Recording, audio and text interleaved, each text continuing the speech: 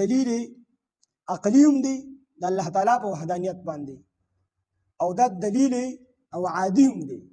خلق سره عادت هم دی، دا خلکو په عادت کې هم دا خبره شته، عادي هم دی نقلی هم دی.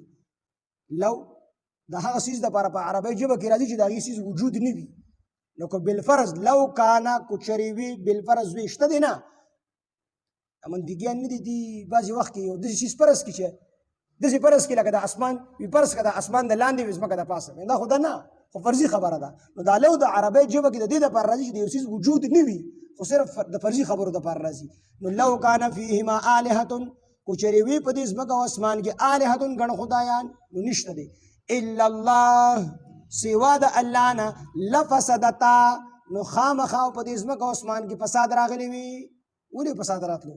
پس چې دوه خدایان وي، یو خدای به وي باران ورومه، بل به وي نه ورومه.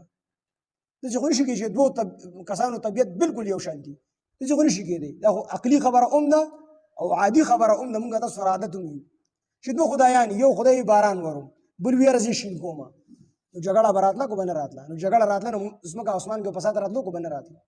د دې نه معلومه شوله چې یو خدای دی. د دې نه نه ده معلومه، د نورو ګڼو حدیثونه او د قرآن د آیاتونو نه معلومه ده. خو دا صرف هغه عقلي دلیل ورکوي او عادي دلیل ورکوي.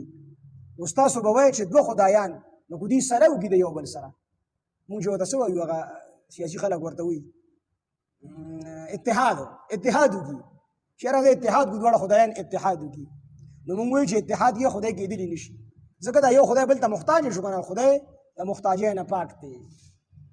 او یا دا چې دواړه خدایان به جګړه وکړي، نو چې جګړه وکړي نو یو به خامخا کمزوري کړي، نو کومې کمزوري کړي نو الله تعالی د کمزورۍ نه پاک دی.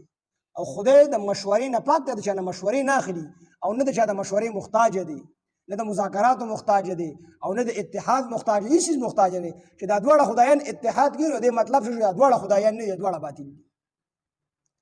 نو چې په ځمکه او اسمان کې فساد نشته دی، نو د دې نه دا خبره ثابته شوله چې الله تعالی یو الله تعالی دی، چې په خپل طبیعت باندې شپه کوي، په خپل طبیعت باندې روز کوي، په خپل طبیعت باندې باران راوري، په خپل خوښې سره شین کوي، د چا نه تپوس نه کوي.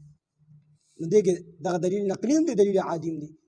او بس دغه جواب ډېر دی چې دا دلیل نقلي دی، عقلي دی. الله تعالی خو چېرې دوه خدایان وي په ځمکه اسمان کې فساد راغلی، او چې کله په دې ځمکه اسمان کې فساد نشته دی، ټیک ټیک هر څه روان دي، نو بس یو خدای دی.